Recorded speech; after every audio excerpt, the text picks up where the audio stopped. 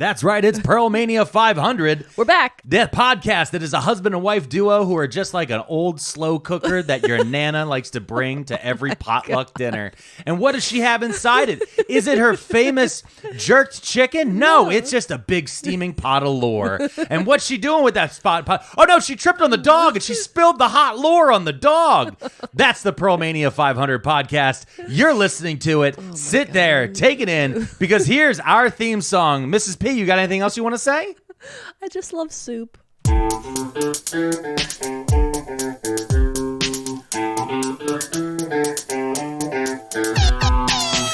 There's a place where you can't stay when the world gets too insane. Yeah, when the world gets too inane, tune in to Pearlmania. Brony talks and pony jars and saying a sonic race just fitness scams and grifters, damn, and various other miscellaneous. So there's this place where you can stay to let those Pearlmans save ya. Pearlmania, Pearlmania, Pearlmania 500. Take it away, Pearlmans, and remember to smile. Thank you so much. His Name Was Dusk. Honestly, can I say something? Yeah, the go ahead. studio feels emptier without him Oh, here. it does. It was incredible having His Name Was Dusk live perform the opening. Yeah, no, it was great, and it was a really, really great episode. I'm really glad to all of our Patreons who commented on the Patreon about how much they enjoyed having him there. Yeah. His Name Is Dusk is now paying $3 a month just so he can reply to your comments. But you can also follow him on Instagram and other places. And always, as always, go to the show notes. I liked the part of the episode where we were just lightly bullying you. That was the entire episode. That was a fun time. That was the entire I liked episode. having a teammate. That's good. Well, you don't have a teammate this week. just Instead, alone. it's just the two of us. It's your week. Yep. It's your topic week. Uh-huh. But I want to note something. Go ahead. This topic not voted on. No. No, and because we're going to put up a new voting topics for you Yep. this week. Mm-hmm. We're going to be putting those up shortly. Yep. And that is for all of our $5 team leads. Yeah, they get to vote. Yeah, and our $3 Hey Hun Patreons. As I'll let you guys know, you get your shout outs. But we're adding a new feature this week. Yep. Technically speaking, we're adding it. What the $3 Patreon will get you now is an ad-free experience, because that's right, ladies and gentlemen, we have actually been turned on for ads. That's right. We're real. We're like a real podcast. They said that we could have ads. Yeah, they're like, we're going to put ads. I was like, oh, who are we getting? And they said, we're not telling you. We don't know. We click a box. Which is incredible. It shoves ads. We have no idea what the ads are in between the insane things we're saying. Yeah, so what you'll hear is, if you're on Spotify, you're hearing ads before the show even starts. We don't know nothing about that. We have no control. We get no money for that. Yeah. If you're listening on any other service, you will hear ads now before one of the bumpers or page turns plays. Ooh, page turns. We'll be like, we're going to cut away real quick and be right back. And then it's going to play an ad for a second. That's just, if you don't like the ads, you can join the Patreon, and the Patreon gives you exclusive ad-free experience. You can listen to the podcast through Patreon ad-free. That's as much as we're going to do that for paywalling. We're not going to go back and put ads on old episodes. It did give me that option. I said, that's weird. No. And we're not going to paywall things moving forward for old content. No. So we're playing around with a few different ways, because as you guys know, who've been listening to this for a long time, I don't have a day job right now. I've been working on this a lot. Working on the podcast. And also on other things. Been doing the stand-up again. Oh, yep. Just doing a lot of really, really Going fun and getting things. the tee-hee-hees live. Yeah, it's been an interesting experience. Got to see some weird stuff in Wilmington, Delaware last night. But That's just part of Wilmington, Delaware. well, that's just the nature of when you're walking around Hunter Biden's Wilmington. But with that, we have some people we want to give some shout outs yeah, to. hell yeah, let's go. Hey, let's meet our team leaders. So it would help if I actually had their names pulled up Oh my already. God, you I have thought I one did. job. I thought I am. One job. Okay. Well, you know what? As you guys can see, our marriage Crumbling. Damn it. I wish we wouldn't have gotten the same word because it shows that we're actually on the same page. I know. We're like, for like a divorced couple, we're working We're really. like super good at being a divorced couple. All right, up first, we have peanut butter and pickle sandwich. Okay. I could get down with that. Hang Yep. on. This name is Olvie. I was like, Olvie? yeah, Olvie. Okay, Olvie. It's like Olive, but also Olivia, but also Olvie. That was the thing, is at first I was like, I think they spelled it wrong. And then I saw it's very similar to their email. And I'm like, so this is a choice. Yeah. So thank you. Thank you, Olvie. This next person did send me a message. They wanted to change their name to Glitch McConnell. But then they found out the last episode, someone else already grabbed Glitch McConnell. It's such a good name, guys. It is. So let's. How would you do Glitch McConnell for Halloween? How would I do Glitch McConnell for Halloween? I would do. Who was the guy? A melty robot. No, I'm trying to think. Who was the guy with the fake AI robot dude from the 80s? Do you know what I'm talking about? No. We watched the YouTube video about him. The guy who was in like the new Coke commercials and all that stuff. Shit, yeah. What the fuck was his name? The- Now it's gonna bother me The forever. blonde. Oh my god. Now, okay, dead air.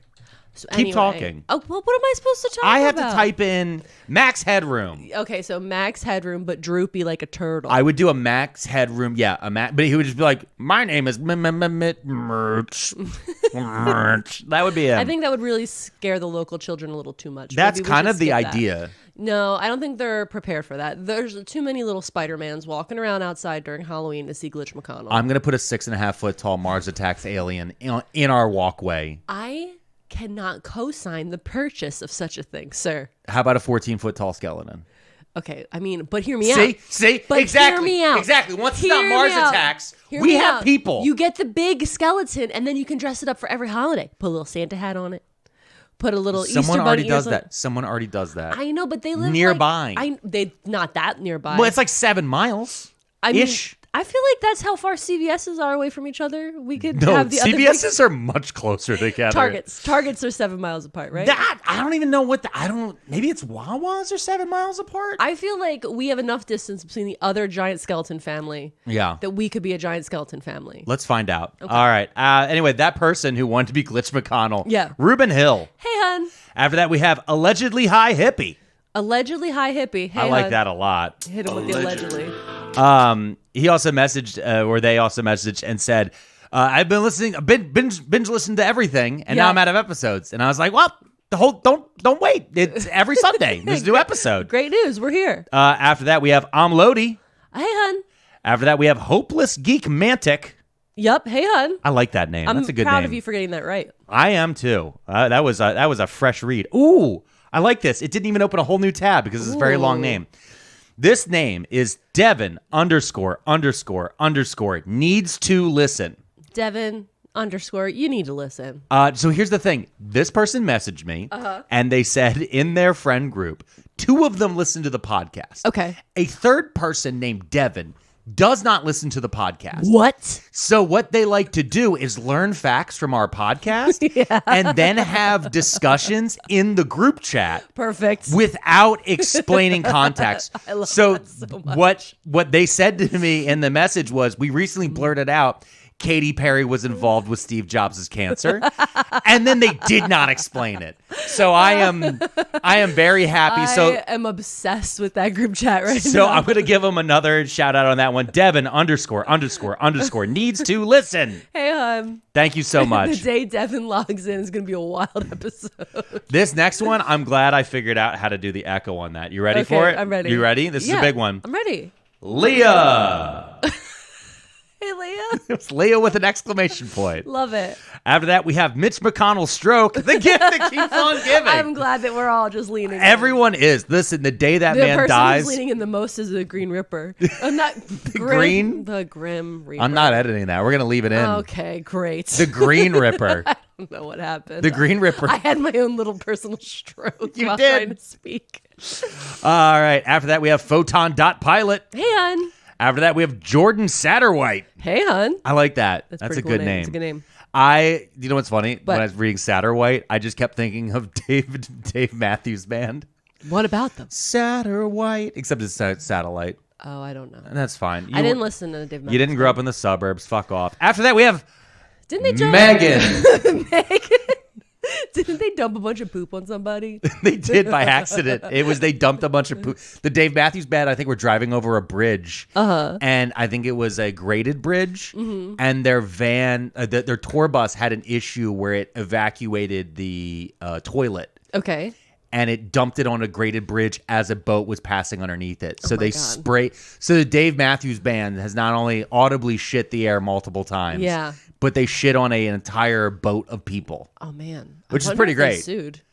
I feel like they pulled over and paid. I feel like that's like an instant, like, who wants a check? Checks for Well, you know what everybody. they say is one thing's, hot air balloons. Yeah. Hot air balloons, they can't control what direction Yeah. they're going On in. the list of things I'm never doing. Yeah, Hot air balloons. Yeah.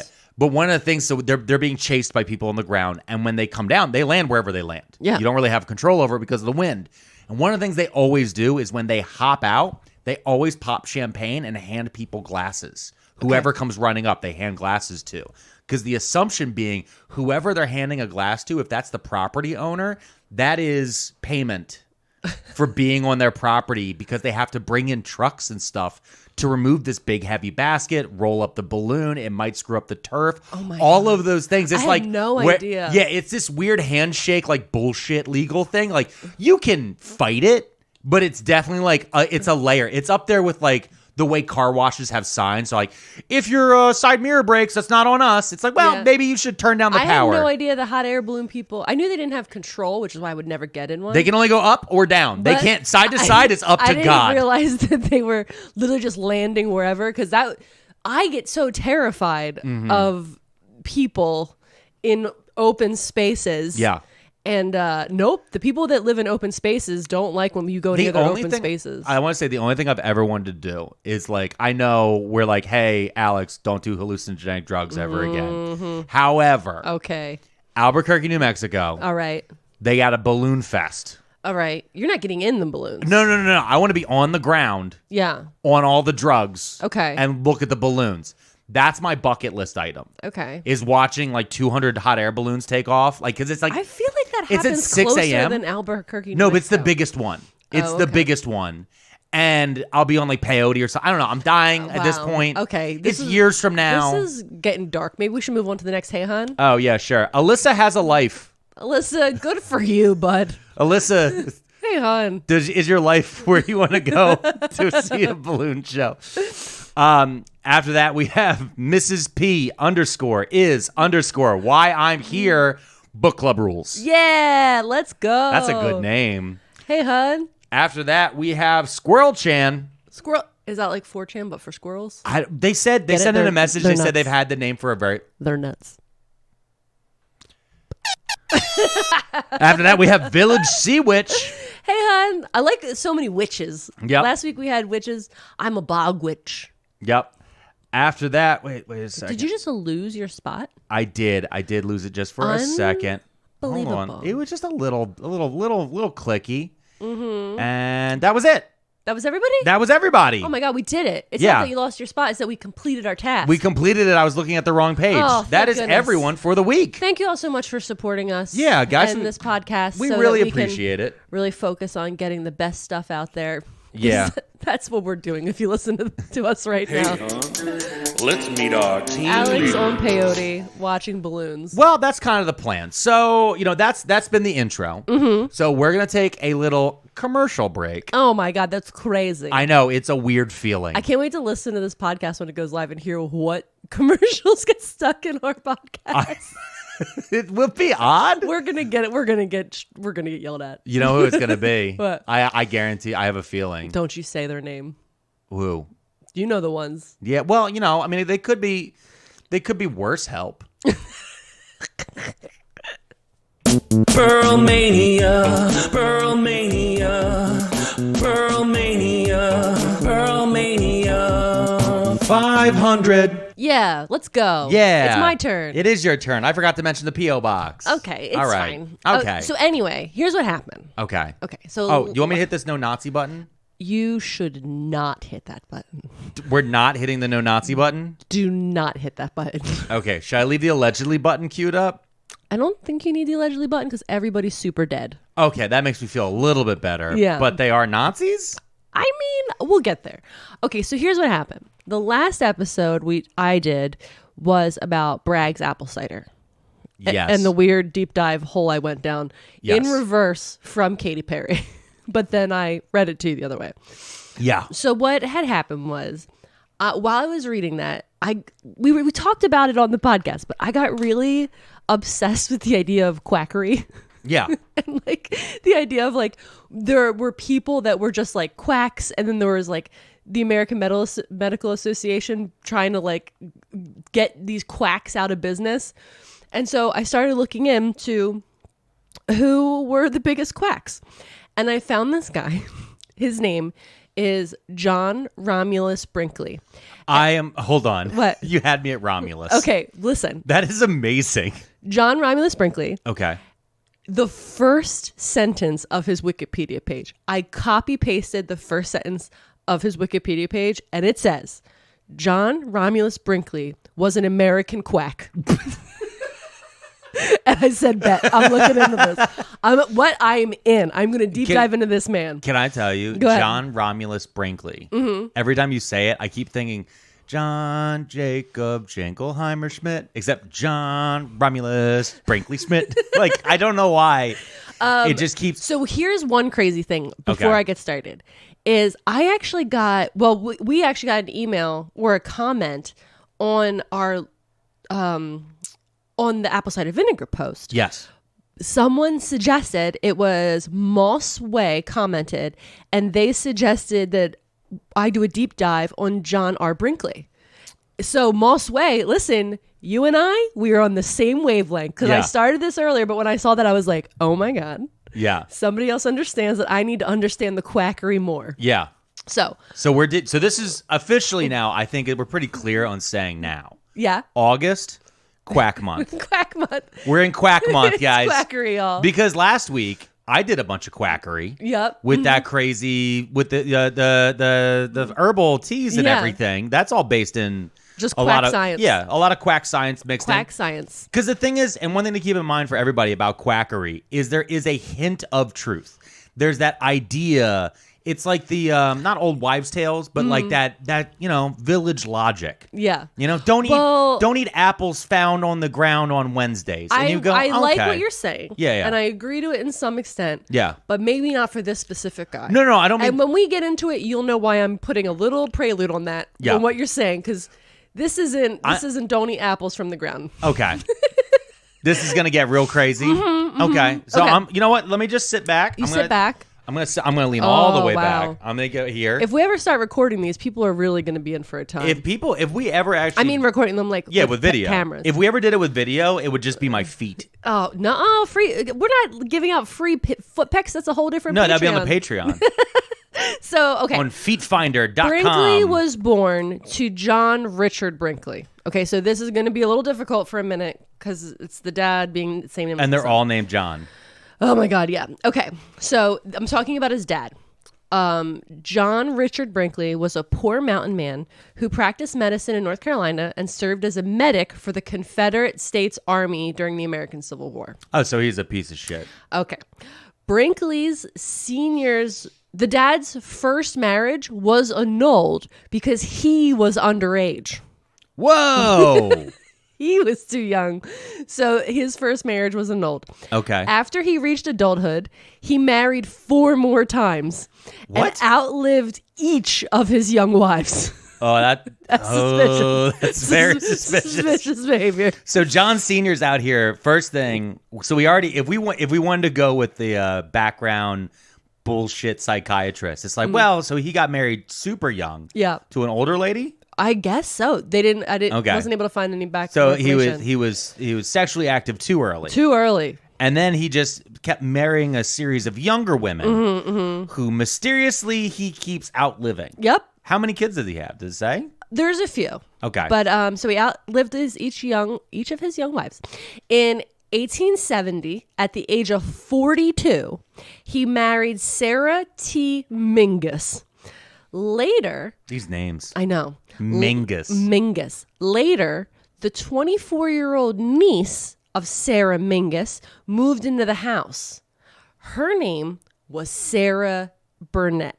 Okay, so we got 2 Sarahs now. Okay. The family called the wife Sally. So like when they were in the household together, the wife was Sally to differentiate between the 2 Sarahs. Okay. Now Sarah. Why not just call the one wife? Oh my God! So and the other one could just be cousin. So hot cousin. Sarah Burnett, who is the niece of Mingus, Sarah Burnett gave birth out of wedlock to John Romulus Brinkley in North Carolina, naming her son after his father and after Romulus, the mythical twin suckled by wolves. Yeah, the founder of Rome. I was going to ask, why not John Remus? Because Remus died. Okay. Romulus killed Remus. Yep. According to the stories. So, yeah, the niece had a baby out of wedlock with her aunt's husband. Yep. Okay, so this is the kind of guy John was, the dad. So John's just the bastard son of a cousin fucker. Okay. That's all we need to know. Well, I feel like we needed some of that. Yeah. Well, excuse me. Sorry. He's the bastard son of a poor mountain doctor, Confederate veteran cousin fucker. There you go. Black widower. Okay, so John, senior John Brinkley died when our guy was 10 years old. Okay. Good.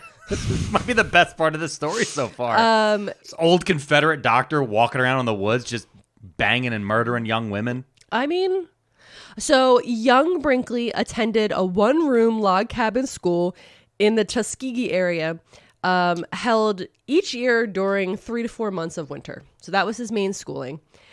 He had said he wanted to be a doctor, like his father. Okay. That was his dream. He did, in fact, become a telegrapher, and he moved to New York City to work with Western Union. That's the same as being a doctor. Similar. Very similar. He returned home in 1906 when he found out Aunt Sally was unwell. So not his mom, Aunt Sally was unwell. So his dad's actual last wife. So he went back to visit Aunt Sally, and she died on December 25th, 1906. So on Christmas. So Christmas Day. She's a drama queen. She's here for the drama. She's like, I'm Aunt Sally. I'm gone. Listen, I'm about to ruin Christmas forever. Good on her. Listen, there's like certain things where like when something ruins a special day and you can just kind of make it funny. Like, I don't know if they ever could do this with Aunt Sally. I feel like she might have had a sense of humor, honestly. Yeah. But like when I was younger, our pet dog died on my dad's birthday. Yeah. And not right away, but like a couple of years later, we were like, let's put a picture of the dog on the sheet cake for my dad's birthday. It was the funniest fucking thing ever. Yeah. Well, luckily your dad has a good dark sense of humor. Yeah, it was like, it's not my birthday anymore. Yeah. The day the dog died. Yeah. Because he had to go out back and bury it. It was the whole thing. On his birthday? On his birthday. Oh, God. Yeah. So, honestly, should I get a screen-sheeted cake made for the next birthday? Because I'm sure it's been long enough that he's forgotten that we ever did that. I don't think anyone would ever forget having to bury a dog on their own birthday. And then getting a cake with the dog. Listen, back about I want to say it was probably like 15 years ago, I had a day where I wanted to take, it was my birthday and I wanted to take off. Yeah. But I had just started a new job. And it was a door-to-door job type of thing. And it was like I just started it, so I couldn't get the day off. And up to that point, I was doing really, really good. Yeah. Really, really good. And that day, not only did it rain, I get like no sales whatsoever. So I'm just wet in the rain, all of this stuff. I remember knocking on this one old lady's door, and she's like, "What do you want?" I'm like, I just find it was the very end of the shift. Yeah. And I just looked at her, and she was just so old, and I went, "It's just my birthday." And she went, hold on. And she had this like stand in the middle of, I guess that's the foyer, like the front hallway of this big house. And she walked over, pulled it open, pulled out a $5 bill, reached into another drawer, pulled out a card. Because she was one of those old people who just had to put it in. Do be having and cards. She just handed me $5 in a card. I love and she that. went, "Happy birthday." And I was just standing there wet. And from that day forward, I was like, I will never forget that particular birthday. Yeah. That was my 23rd birthday. Some random old lady. I love that for her. Yeah. I love that she stayed ready. She never knew when there was a party to be had. She was ready for it. All right, so Aunt Sally dies. Dead. Yep. While he was back home, okay, he was comforted by Sally Wyke, which is like Another Sally? There's so many goddamn Sallys and Johns. Okay. Okay. So we're all Sarahs and Sallys. We're all Sarah, Sallys, and Johns here. All right. So this is a girl he grew up with, but she comes over to comfort him, you know. Anyway, they got married a year later, so she was very comforting. So he's like, I miss my Aunt Sally. And then Sally comes, hey, Sally, I miss my Sally. You know, she brought a nice casserole, made some breakfast and dinner. Yeah. You know, and All he right. was like, bet. Okay, so they travel, they get married. Now they start traveling around posing as Quaker doctors together, giving rural towns a medicine show where they're hawking patented medicine that they made up. Wait.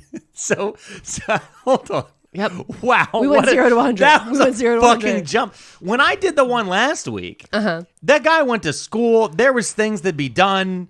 There was a lot happened before he started doing road shows. Nope. He's like, He was like, Sally, you're beautiful. He watched his Aunt Sally die, met another Sally the same day. Yep. At the Fucked wake. her for a year, got married. Yep. And then was like, we're fake Quakers now. You want to fake Quake with me?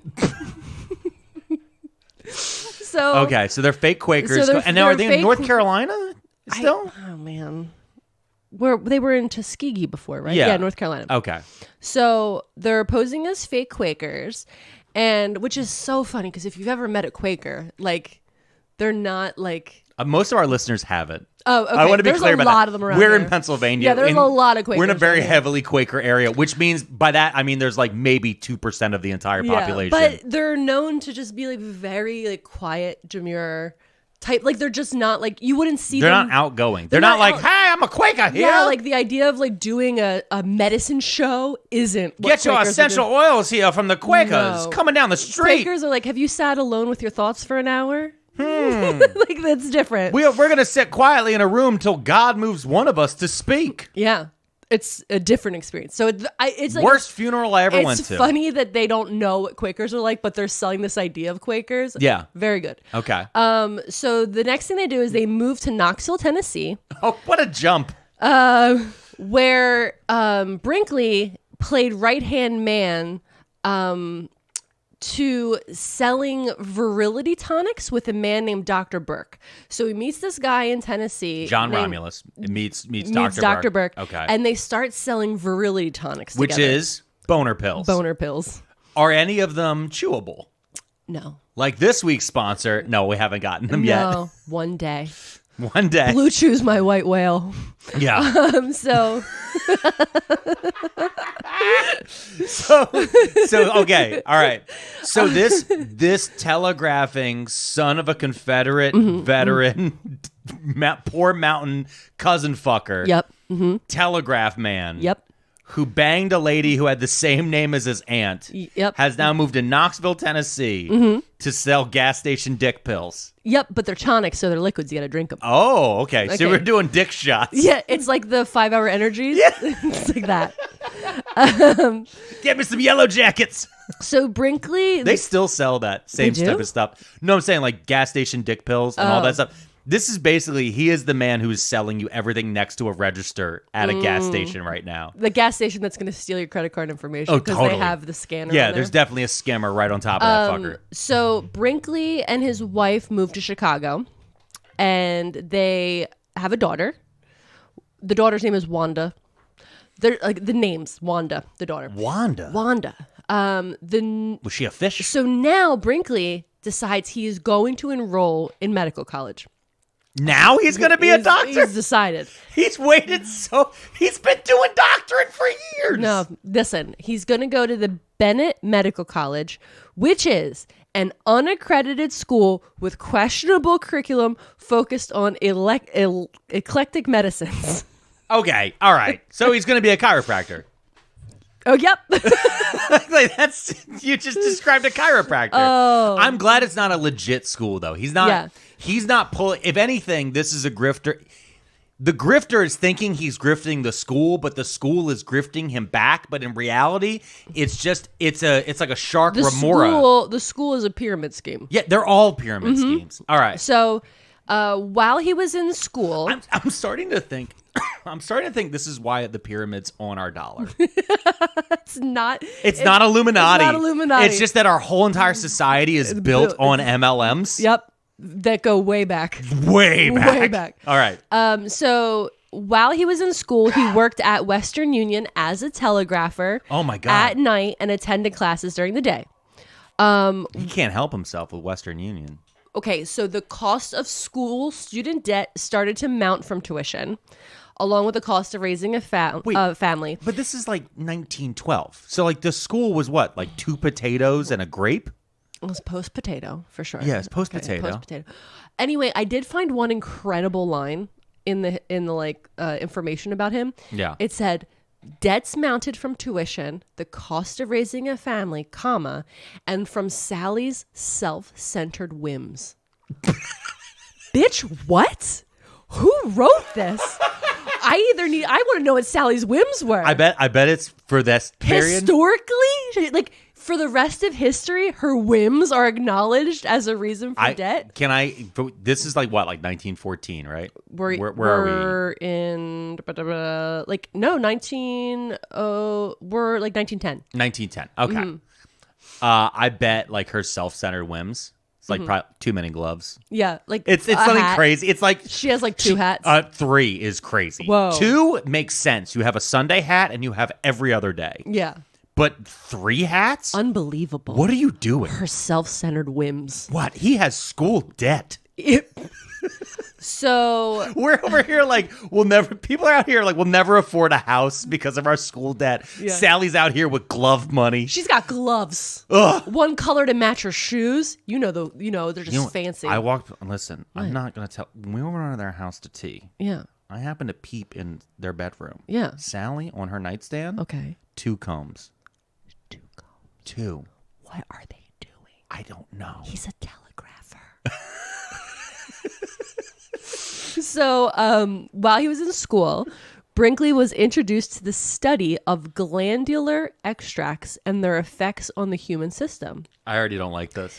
He determined that this new field would help move his career forward. So he immediately is like, glandular extracts, that's what I'm about. That's my branding right there. He was selling dick pills. After 2 years of study and ever deeper debts, Brinkley doubled his summer workload by taking 2 shifts at Western Union, but came home one day to find his wife and daughter gone.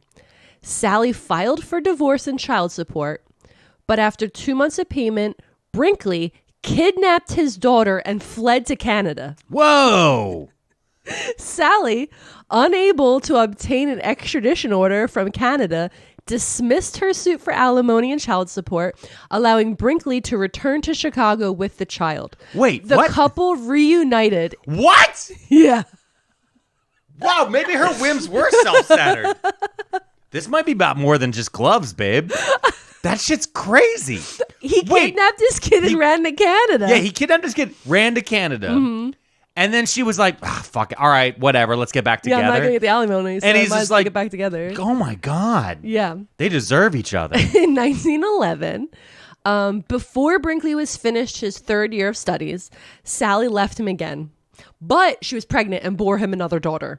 This one's name is Erna. Jesus Christ. I'm sorry to anyone named Erna. But There's Erna? no one named Erna out there.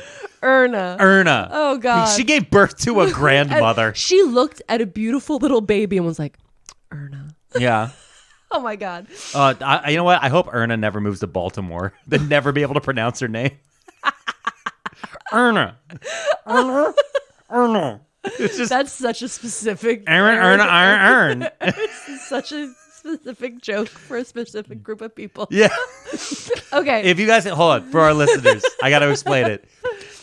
Look up a video of these 3... It was like 5 guys in Baltimore trying to pronounce the sentence, Aaron earned an iron urn. It's incredible. They have these thick Baltimore accents, and they're just the one dude They're just going arn. Yeah, arr. And the guy's like, you just said the same word 4 times. And the guy's like, no, I didn't. I said it different. And it's good. incredible. Yeah. It's the greatest. It's top fine. tier. It happens,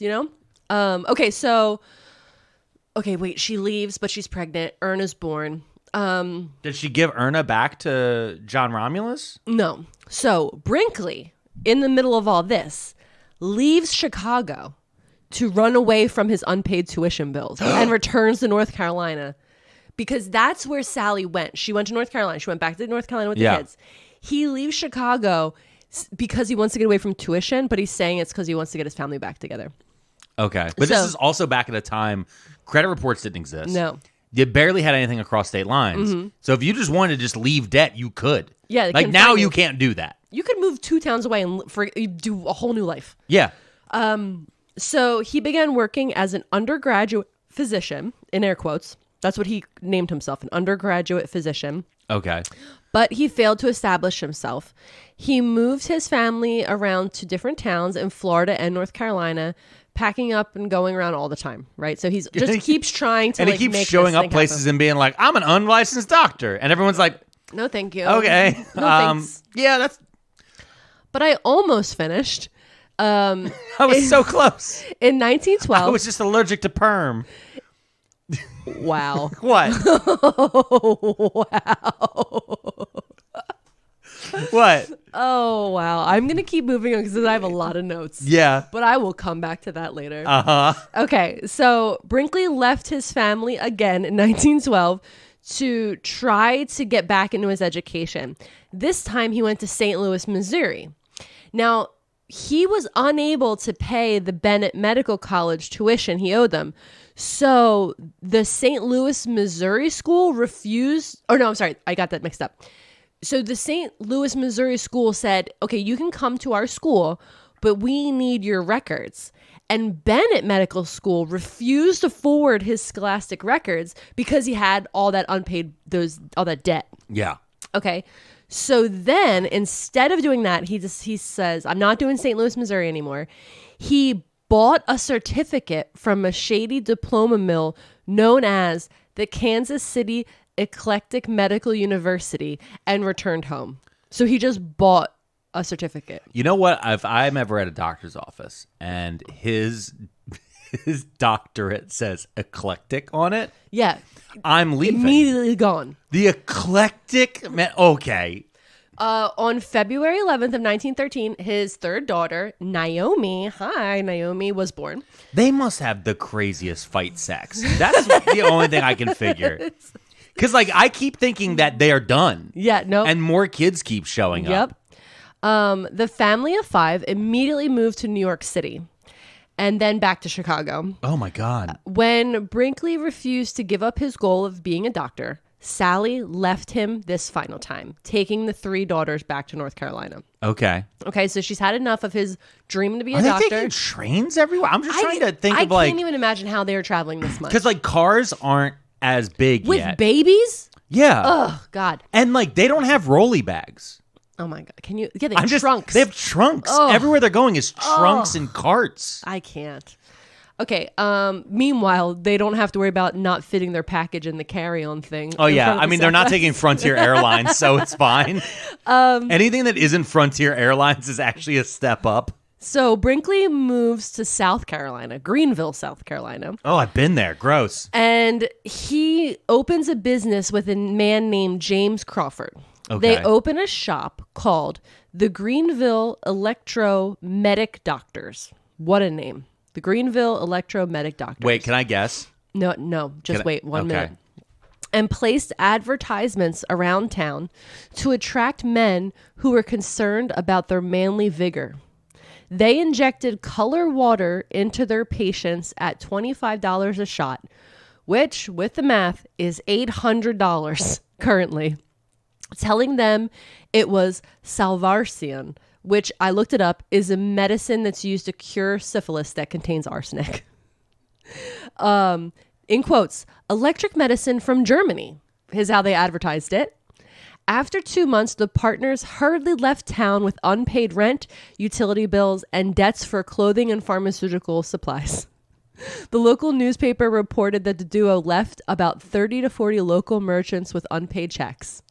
They ran away to Memphis, Tennessee. Wow. So I thought that electricity would be involved in some way in this. Turns out it isn't. No. They just have food dye in some water, and they're stabbing dudes with old needles. Yep. Yelling, I'm a doctor, and this will give you boners again. Yep. So why did he even go to fake medical school? That's the part that doesn't make sense to me. He wasted so much time at fake medical school if he's just going to go right back to the dick grift again. Well, like, did he know it was fake? Like, kind of like those, remember those colleges that, are they still around? Those like colleges you could go to, but then it turns out they weren't really accredited. Oh, like University of Phoenix Online? Yeah. Yeah. So like people will fall for that because they just are so desperate to get out of the Yeah, bad situation. you know what? Because he didn't have that lady who used to sing that. Oh shit! Remember? Yes. Oh my god. Education Connection. Yeah. Education Connection. Listen. Yeah. Did you fall asleep on your couch? Yeah. You waking up to that lady Is it singing between 1 to 6 a.m. or weirdly 11 a.m. to 2:30? Yeah, because why are you home? Yeah. You need to go to Education Connection. You need to go to Education Connection, go get a college so you can go get a real job. So Education for free. Oh my it's God. Education Connection. Connection. Yeah. We watched that commercial way too much. Yeah, I was home. Oh. So anyone under 30 is like, what the fuck are they talking about? Google it. You can find that video. Yeah, you that song slapped. As Honestly, the kids say. it's weird. It's one of those weird ones because the first time you hear it, you're like, this is weird and off-putting. And then the third time you hear it, it's like, that's the bop. You turn it And up. she's in like low-rise jeans. It's very 2004. It's in between the prices, right? Yeah. Absolutely. It definitely played on like one of those like we had like my PHL. I was gonna say it's my PHL 17 Yeah, immediately. yeah. It's one of those like super local stations. The other part of it too is that it's very long before HD television ever showed up, so every version of it is still in like an actual box. Crispy. It's crispy. It's in a box, so it's like a 4x3. But also, it's giving. You're so 2008. I'm 2000 and late. Yeah, you know? exactly. It has that Fergie feel Fergalicious. to it. Yeah. Okay, so listen. Now we're in Memphis. Okay. Okay. We're in Memphis, and Brinkley meets a 21-year-old young lady named Minerva. I just took a sip of water.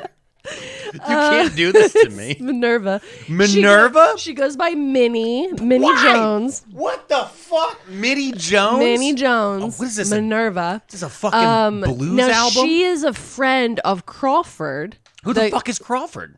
The guy that he ran away with, right? Oh, that's right. That's the businessman. Okay. They ran to Memphis together. They're best bros in corrupt business. Yeah. The dick injections guy. Yeah. Okay. So she's a friend of Crawford's. I'm Minnie Jones. And she's a daughter of a local physician. So she's got physician clout. Okay.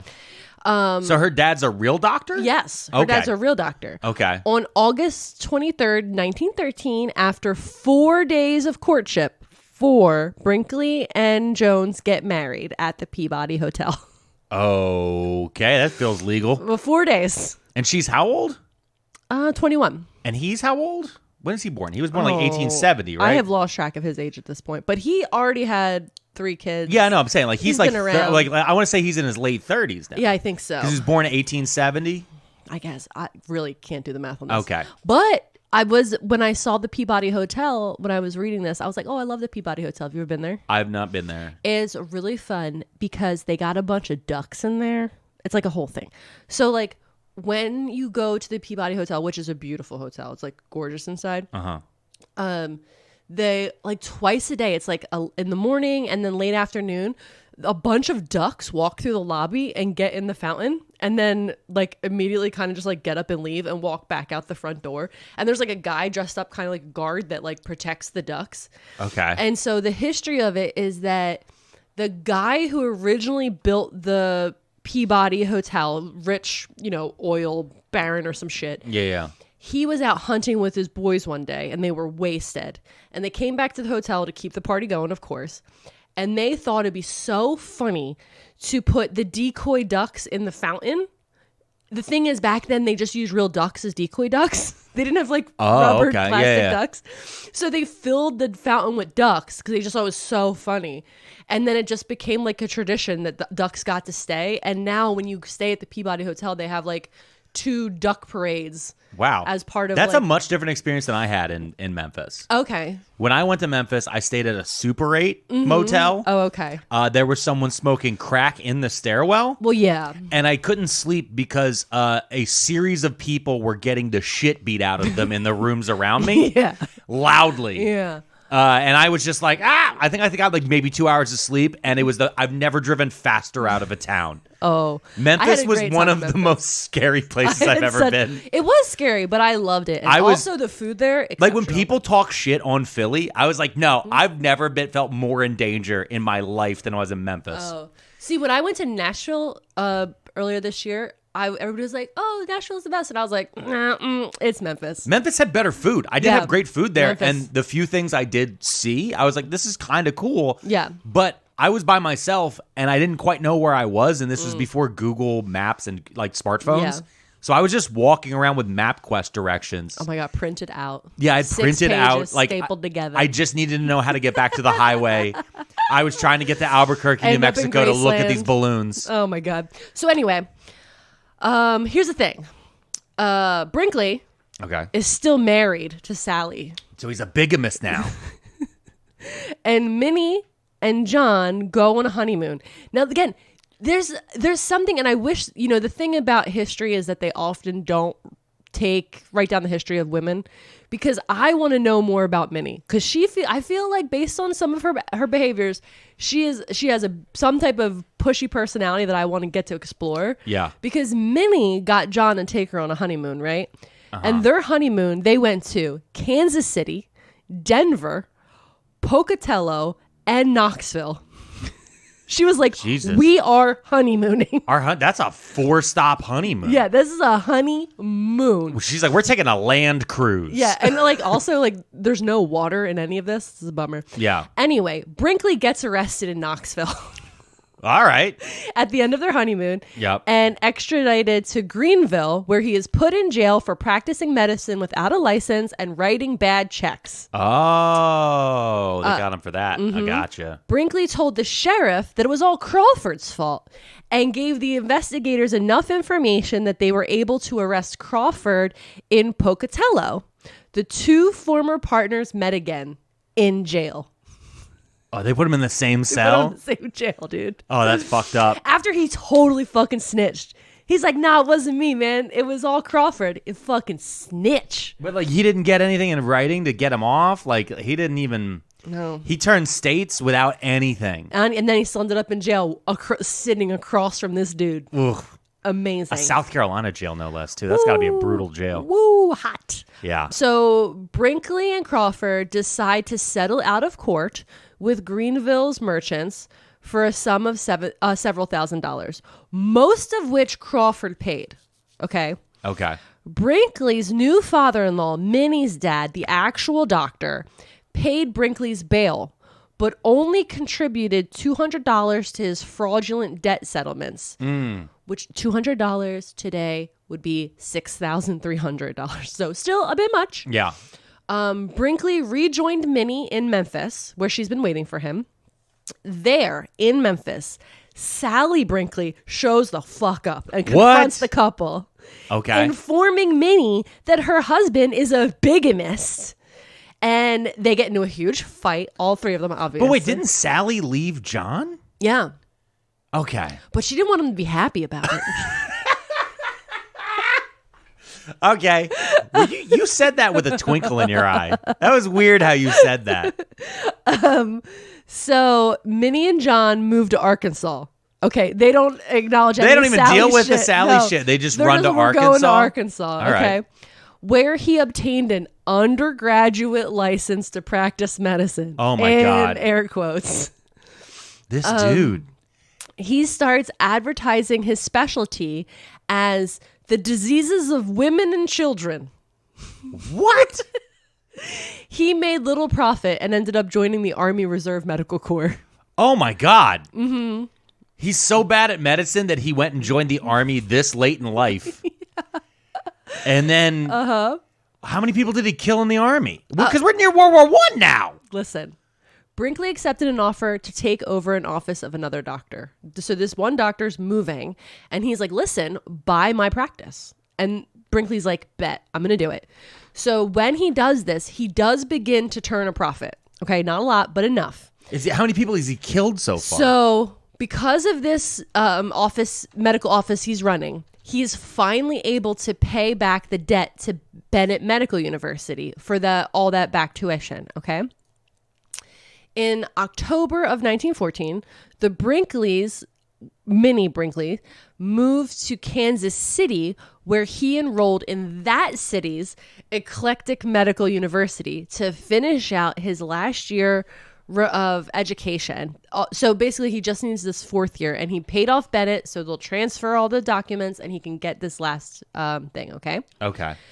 After studying the irritations and enlargements of the prostate gland in elderly men and paying the university $100, which is like $2,000, Brinkley graduated on May 7th, 1915. His diploma from Eclectic allowed him to practice medicine in 8 states. 8. While in Kansas City, Brinkley took a job as a doctor for the Swift and Company plant, patching minor wounds, studying animal physiology, and this is where Brinkley learned that there's this popular opinion that the healthiest animal slaughtered in the plant is always the goat. So when you're slaughtering animals, the cleanest, healthiest animal is always going to be the goat. And this is, I've known this because, like, that's why, like, sometimes pigs aren't considered kosher because they're not clean. Yeah. And when you slaughter them, it's not a clean slaughter. But goats are considered a clean slaughter. Okay, so, real quick, I did look it up just because I looked up his age. Yeah. So, he was born in 1885. Mm-hmm. So, right now, he's 30. Okay. Because I thought living a life. Yeah, he's lived a fucking life. But, I mean, he had those kids. He must have had those kids pretty young. Yeah. Because you're talking like his dad. Yeah, like his dad. Annulment young. Yeah, Jesus. But I mean, like this whole thing with his wife, that was all his 20s. Yeah. Everything with Sally was Sometimes in his 20s. You gotta be wild so in it's your just 20s. It's just wild because I like to put those things into. I also looked at a picture of him finally so I could see. Oh, yeah. Because you get a picture in your head of what these guys like. I'm starting to understand with these circle frames and everything. Like it's not good. No, but it's like, okay, I can see now in 1910s people being like, yeah, he looks like a doctor. Yeah, sure. Yeah. Okay, so listen. Okay. Minnie's upset about the bigamy shit still. Yeah, because he hasn't gotten a proper divorce. So Minnie's telling him that they have to file for divorce. He has to file for divorce from Sally. So he does. Okay. He officially files for divorce in 1915 because Minnie is like, I don't want to be a part of a bigamous marriage, right? So to prevent the court from inquiring with Sally directly, he wrote that he had been married in New York City and did not know her current place of residence, which is North Carolina. The divorce was finalized 4 days later because they didn't contact Sally, and Minnie and Brinkley got married again the next day. Okay. So, still, it's not a great way to go about divorce. It's not great, but I mean, like, they aren't like a couple. Yeah. Like, that's the one thing that's weird. It's like they aren't a couple. Yeah. I know that a big part of this also is that he really doesn't want to pay child support or alimony. There it is. But also, like... And Sally is just chewing for she's just running around. She's like, he's going to fucking... The day the paperwork comes in the mail. Okay, so it's 1917. But how do you divorce someone without them knowing? Like, that's crazy. He filed in New York. No, that's what I'm saying, though. Like, that's a wild way to do it. Like, that the I'm court would even that stamp it. He knows this type of, like, loophole. Well, you know what I mean? You know what's... It's funny, because I remember talking to a lawyer a long time ago, and he told me that if we were ever get divorced, to do it in Erie, Pennsylvania. I know, because it's the cheapest place to file. It's the cheapest place to file in we Pennsylvania. We both know that. Let's shake hands on it. All right, That's Erie. where we'll file. It's like $800. It's like $500, I think. Oh, is it $500? I think it's $500. It might have gone up. Okay. But yeah, everywhere else, there's like all these fees and all this different stuff you have to do to get the paperwork cleared up. Yeah. And yeah. The barefoot lawyer in Delco told me that. Oh, The guy that yeah, works yeah. in the farmer's market. Mine was a random customer that I had out here, and he was just like, he showed up. It was when I was working at this one bank. He showed up with like a specific amount of money in cash. Yeah. And he was like, that's how much it costs to get divorced in Erie. And I was like, what? What? And he like handed me this thing. And I was like, what? He's like, so this guy had paid him to file the paperwork In cash? Erie. Yeah, he paid him in cash. Perfect. And then he files the paperwork. And so he had to deposit it in his account to wire it Yeah. Oh to my God. some other place. It was just I craziness. love that. Okay, so he gets called to serve during World War I because he's an Army reservist Oh, because he fucked up. because he fucked up. Yeah, so now he's at war. However, he only served like maybe 2 months, and during that 2 months, he was sick and had a nervous breakdown and was discharged. Yeah, So because they were like, he oh, could okay. not handle it. Oh, okay? little Romulus can't handle war. Which also means he never went overseas. Yeah. He never got to France. He never did any of that stuff in World War I. He was probably at what's that one? Because he was the Army, right? So he was probably at Pendleton Reservist Base or something and just puking everywhere. So anyway, him and his wife, Minnie, Yep. find an advertisement for the town of Milford, Kansas, advertising that they need a doctor. So they're like, we're moving to Milford, Kansas. Okay. In 1918, Brinkley opened a 16-room clinic in Milford. And he became incredibly popular with the locals because he's paying good wages, invigorated the local economy. He would make house calls to patients. And he was known to make house calls and be really good at helping people during the 1918 flu pandemic. Oh, okay. So there was the big outbreak, and he was actually going to people's homes, helping people. Also, he was, like I said, paying good jobs. So, like, people of this town fucking loved him. So like during their version of COVID, which is the Spanish flu, he was keeping the whole town together. Exactly. And he went to great lengths to make sure that he could care for everybody. So he was a hero of this town. Okay. Now, I just have a little note here. As recounted in the biography that Brinkley had commissioned. So he paid for his own biography. He paid for his own biography. He struck upon the idea of transplanting goat testicles into men when a patient came to ask him if he could fix someone who was sexually weak. Wait, hold on. You want me to read it again? No, wait, hold on. You Chekhov's goat testicled me earlier? When you were talking about the veterinarian physiology, you made a big deal about goats versus pigs. That was you. You hit me with the Chekhov's goat testicles? Yeah. Because you're like, goats are clean. They're the happiest thing to die at the thing. They're strongest. They're the best. Cleanest. The cleanest. And so now, you've been setting this up slowly over time. This man is obsessed with selling dick pills. He goes to a bunch of fake medical schools. Yeah. And now he's taking goat balls and sewing them up inside of men's? Brinkley responded to this man, joking that a patient would have no problem sexually if he had a pair of those buck goat glands in him. The patient then begged Brinkley to try this operation, which Brinkley did for $150. The patient's son later told the Kansas City Star that Brinkley had in fact offered to pay the patient handsomely if he'd go along with the experiment. So yes, he took goat glands and surgically implanted them into a man's testicles to help him get better boners. We're going to take a break. What do you mean? We're just getting started. We're going to take a break right We're here. just getting good. You know what's going to get good? What? These ads that are about to play for the first time ever. Oh, hey, ad company. Anyway, goat testicles, am I right? I hope this is the episode Blue Chew listens to as I beg them for sponsorship.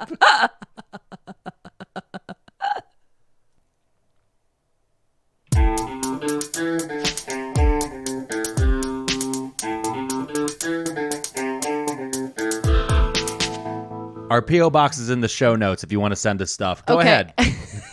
You said we didn't have time. There's no time. All right, he sewed goat testicles into a man. At his clinic, he begins to perform more of these operations because he's claiming that they restore male virility and fertility to women.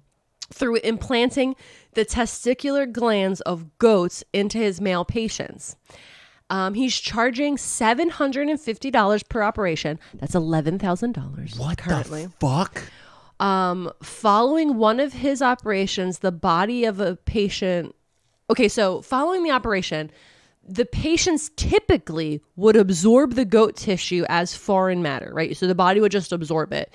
The gonads wouldn't engraft into the body. They were simply placed within the human male testicle sac or abdomen of ovary near their ovaries.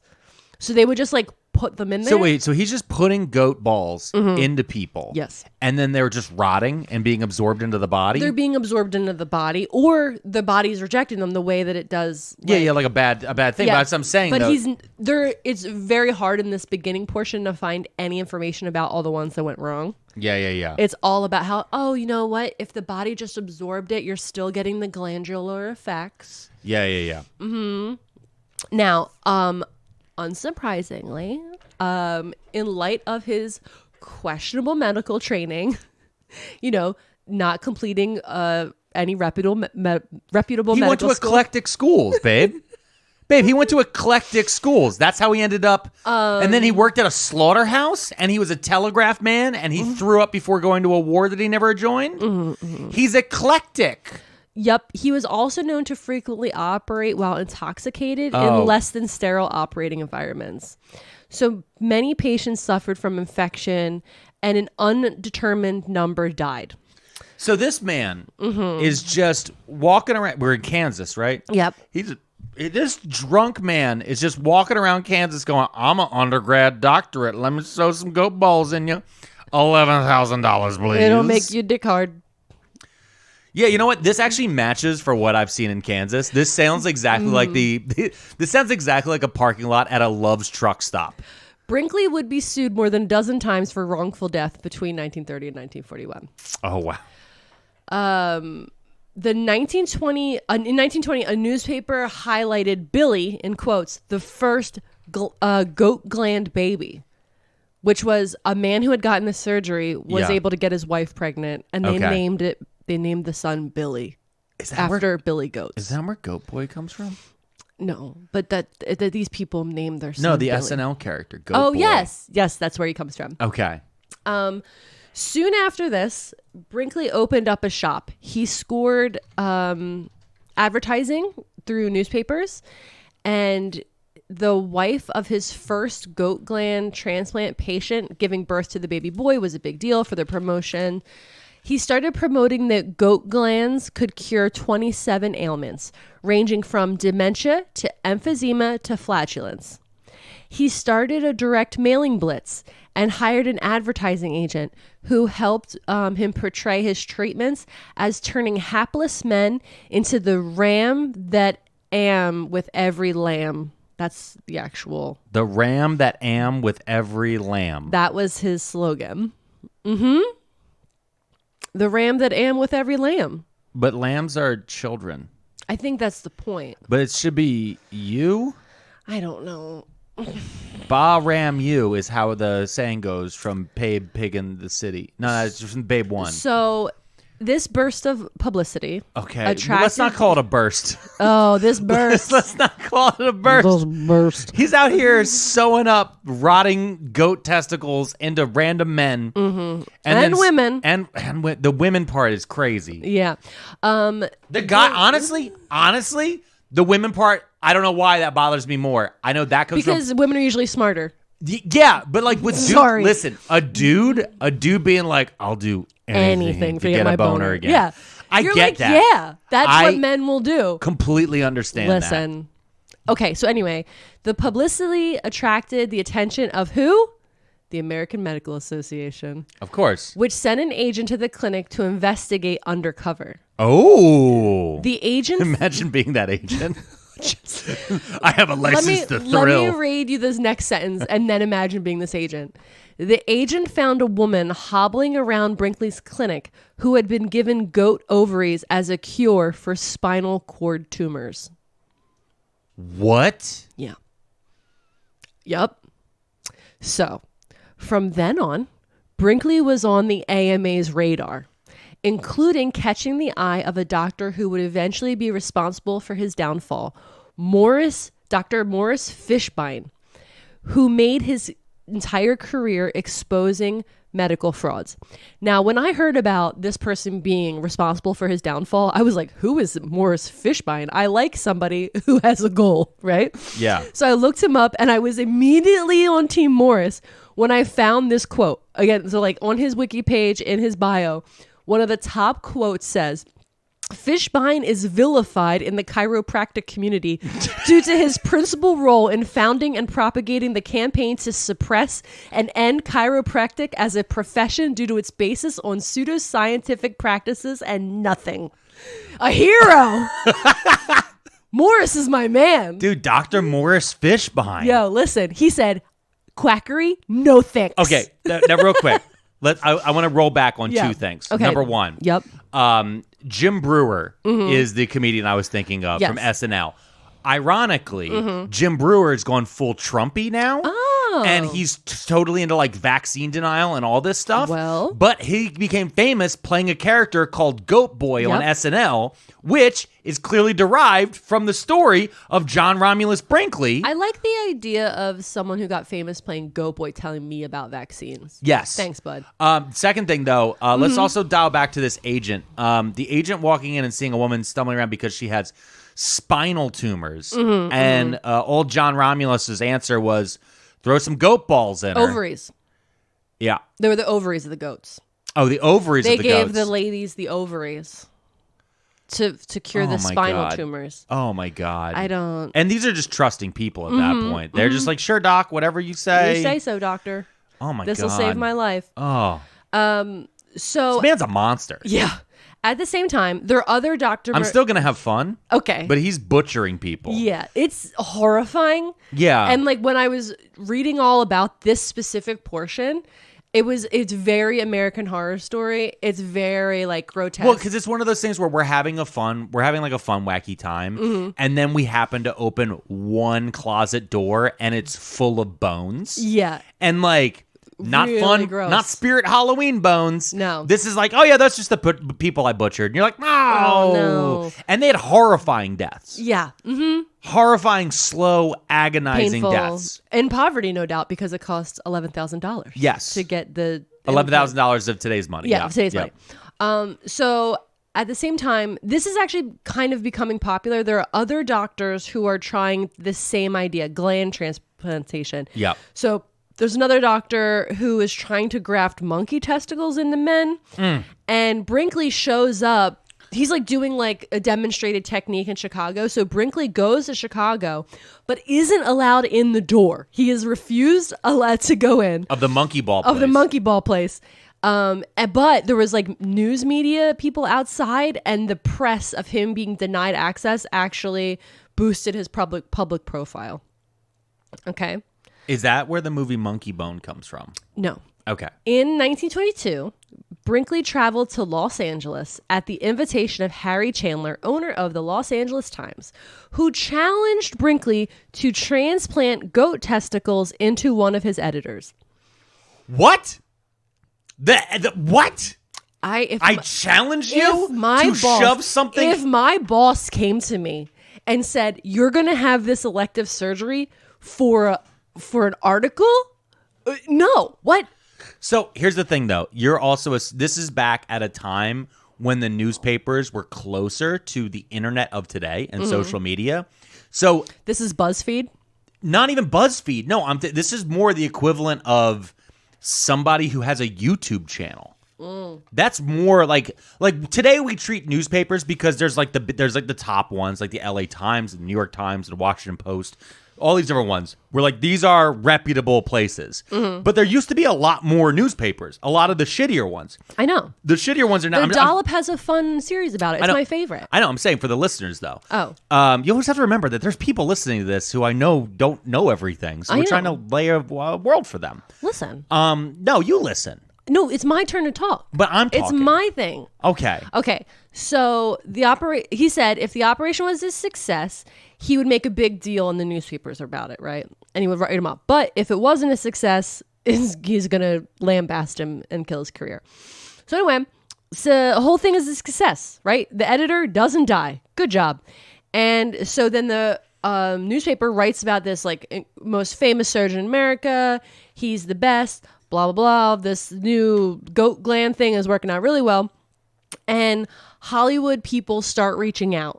And they're like, oh, the other thing that I thought was crazy is, remember how I said that the his medical license was only for 8 states? Yeah. California wasn't one of them. So Chandler, the LA newspaper guy, pulled strings and got Brinkley a 30-day permit to do this medical operation. He got him a temp? He got him a 30-day temp doctor permit to do this surgery. Wait, there are temp permits? You can get temp doctorships? This is suspicious at best. This is crazy. Anyway, all the good press, more people, this time Hollywood film stars are really into it. And he is really excited because he's seeing the dollar signs in his eyes, right? Yeah. He's seeing LA money, not Kansas money anymore, okay? However, he starts making plans. He's like, I'm going to open a clinic here. I'm moving Minnie out here. We're going to be LA people now. But hopes were immediately crushed because the California Medical Board denied his application for a permanent license to practice medicine, having found his resume, in quotes, riddled with lies and discrepancy, most of which were discovered and pointed out by Fishbein. Hell yeah. Brinkley returned to Kansas undaunted and began to expand his clinic in Milford. I love that Fishbein is now his Elliot Ness. Yeah. He's always just on the edge of everything. Like, what are you trying to do there, bud? Trying to get bigger than Kansas? Not in my watch. Not in Fishbein's world. I just picture Fishbein like highlighting like those crazy things. So, Fishbein is like, that's like a name that only like a comic book writer could come up with. So, one thing I also found, this is a thing that in LA, Brinkley's surgery inspired the film industry term goat gland, which they don't use anymore. But the idea, when they used to put the voice sequences into the talkies into the silent film, that grafting of voice into a silent film, they called it goat glanding. After Brinkley's surgery, because it got so popular in LA. Yes, that's kind of like an ADR. Yeah, where they do the voiceovers later. Yeah, exactly. Yeah. That's crazy. While in Los Angeles, Brinkley toured KHJ, a radio station that Chandler owned. He immediately saw the power radio held as an advertising and marketing medium and resolved to build his own to promote his services. Oh, no. Even though, at the time, advertising on public airways was very much discouraged. In 1923, he had enough capital to build KFKB, which stands for Kansas First, Kansas Best, and sometimes known as Kansas Folks Know Best. Oh, no. The same year, the St. Louis Star published a scathing expose of medical diploma mills, and in 1924, the Kansas City Journal followed suit, bringing unwelcome attention Brinkley's way. So, but now he's starting his own podcast network. He's starting his own radio station, Kansas First, Kansas Best. Oh, no. Yep. Oh, I don't like Kansas First, because if you say Kansas First, then you usually also mean America First. Yep. Oh, no. Now I'm beginning to feel why I couldn't hit that no Nazi button. In July 1924, a grand jury in San Francisco handed down 19 indictments to people responsible for conferring fake medical degrees. And for some doctors who received them, Brinkley was one of them, due mostly to his questionable application for a California medical license, that 30-day one. Yeah. So he was he probably would have flew under the radar if it wasn't for that 30-day weird one he got from the LA guy. Because he had to give him enough documentation to do it. Yeah, they were like, "Wait, what?" Yeah. When agents from California came to arrest Brinkley, the governor of Kansas, Jonathan Davis, refused to extradite him because he had made the state too much money. Oh, okay. Yeah, that feels a lot like what people thought DeSantis would do with Trump. If Trump declared he didn't want to leave to go to New York or anything like that, where he would have been like, no, you guys, your federal agents can't come in here into Mar-a-Lago. Brinkley took to his radio station to crow about his victory over the American Medical Association and Fishbein, who by this time had started giving speeches and writing articles for the Journal of American Medical Association, deriding Brinkley and his treatments as quackery. Bum, bum, bum. His gland business made more money than ever, though, and he began attracting patients from around the globe. Okay. Brinkley spoke for hours on end each day on the radio. Wait, I have a question. Yes, go ahead. Here's the thing about like, so he just like makes up this gland idea. He's like, I'll sew some goat balls in you. Mm-hmm. And no other doctor in the world who's also a criminal scumbag wouldn't be like, oh, you just sew them right in. Like, he doesn't have like a special tact in the way he does them. He's just cutting people open, shoving goat balls in there and stitching them back up. Mm-hmm. So like, I guess he must have like a good razzle dazzle on top of it to like make people believe he's doing it like extra spicy. Do you know what I mean? Like it feels like it's like if I could go get a burger anywhere, like a McDonald's burger isn't better than a Burger King burger. Like they're the same burger. Okay. You know what I mean? I mean, if there was a deal, like if there was like some competition in the market, I'm sure. Yeah. But he's really got the market cornered. That's what I mean. I'm just surprised no other grifter stepped up and like, I also do the goat balls. I got goat balls. And the monkey ball guy showed up, but I mean, that was about it. And he slowed himself down because he wouldn't let Brinkley in. And then Brinkley stole the shine. Yeah. So Brinkley, like I was saying, he's on the radio all the time. While he's on the radio airwaves, he's primarily promoting his goat gland treatments. He shamed, cajoled, and appealed to men and women and their egos. So constantly talking about everyone's desire to be more sexually active. In between Brinkley's own advertisements, he also featured entertainment like military bands, French lessons, astrological forecasts, storytelling, and exotica, such as native Hawaiian songs, and American roots music and old-time string bands. Okay. And gospel and early country stuff too, obviously. Yeah. The advertising boost his radio station gave him was enormous. Okay. Yeah. The town Milford benefited as well. So because Brinkley is making so much money, and like I said in the very beginning, the town fucking loves this dude. Yeah. He paid for a new sewage system to be installed, new sidewalks to be installed, new electricity to be installed. He built a bandstand and apartments for his patients and employees, as well as a new post office to handle all of his mail. Yeah. He was named an admiral by the Kansas Navy and sponsored a hometown baseball team called the Brinkley G.O.A.T. Okay, that's gross. That last one got me. You were going to interrupt me, and I was like, I got to get this baseball name out before. Well, and I'm literally sitting here in my I'm here in my Tennessee Dollies t-shirt. I know. Because Dolly Parton sponsors a baseball team, a Sandlot baseball team. Little League. It's a Sandlot. It's grown men. But I'm sorry. You said in there, he's an admiral in the Kansas Navy. I know. Now, Kansas, famously, no water. Landlocked. No water. Not near the ocean. Yep. Pretty sure barely has a lake. I think they made it up so he could start calling himself the Admiral. Okay. Yeah, you know what I mean? Yeah. And the baseball team called the Brinkley Goats. Yeah, I get that one. I'm just going to bring it back again. I understand. I'm still calling him John Romulus because I think that's so much weirder. It reminds me of John Ralphio from Parks and Rec. He has a lot of Ralphio energy. Yeah, that's what I mean. So I just keep calling him John Romulus. Okay, so he still wants to be taken seriously as a doctor. Okay? I don't know why. He's sewing goat balls into people as they're dying. And part of that is he's like, I need credentials. Because he knows, now everybody knows that the certificates aren't real because of the big lawsuits and everything. Yeah. So in 1925, he travels to Europe searching for an honorary degree, right? He's like any piece of paper, right? Yeah. He gets rebuffed by everybody in the United Kingdom, blah, blah. He found a willing university in Pavia, Italy, which I'm probably saying that wrong. Okay. It's pronounced Pavia. Pavia, Italy. Okay. So Pavia, Italy, there's this university. They agree to give him an honorary degree, right?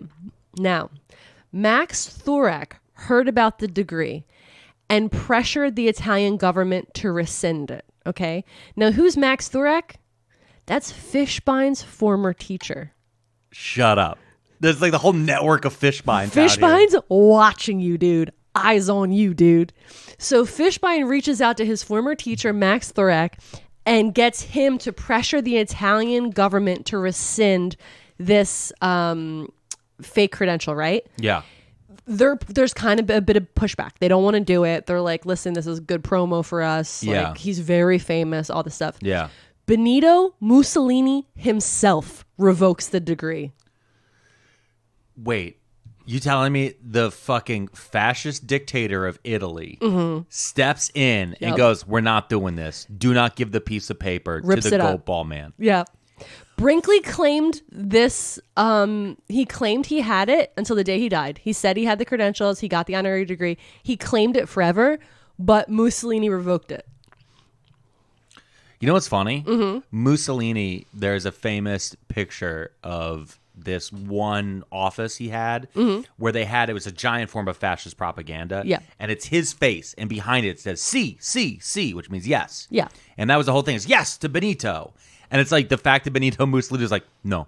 Like, that's very funny to me. He's like, I will race science, a lot of weird fucking crazy shit. Yes. You want to so what into who? No. Fuck off. No. Get out of here. No. No.